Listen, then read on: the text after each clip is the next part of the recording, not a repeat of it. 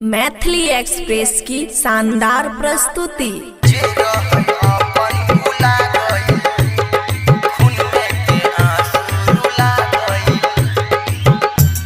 खुशी recording studio बलुआहा।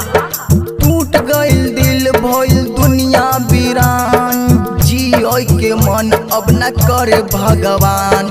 टूट गइल दिल भइल दुनिया वीरान, जियो के मन अब न करे भगवान। जे रहे अपन भुला गइल, खून में के आंसू रुला गइल, दूसरा के बाग में फुला गइल, खून में के आंसू रुला गइल।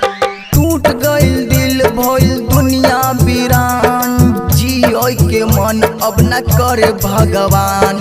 टूट गइल दिल भइल दुनिया वीरान, जियो के मन अब न करे भगवान। जे रहे अपन भुला गइल, खून में के आंसू रुला गइल, दूसरा के बाग में फुला गइल, खून में के आंसू रुला गइल। डीजे सुमित सतीश रैमा।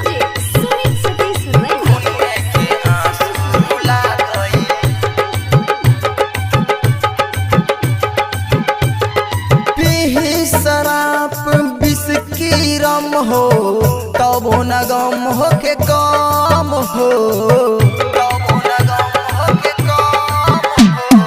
पीही शराब बिस्की रम हो तबो न गम हो के काम हो।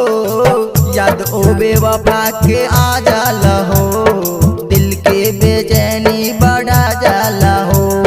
हमरो जिंदगिया भइल सुनसान, छीन लेता रबा हे जिस्म से प्राण। जे रहे अपन भुला गइल, खून में के आंसू रुला गइल, दूसरा के बाग में फुला गइल, खून में के आंसू रुला गइल।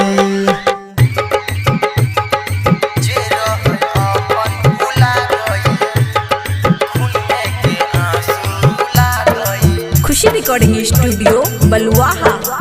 दिन रात घूमी पागल बन के, कैसे समारी अपना मान के, कैसे समारी अपना मान के। दिन रात घूमी पागल बन के, कैसे समारी अपना मान के।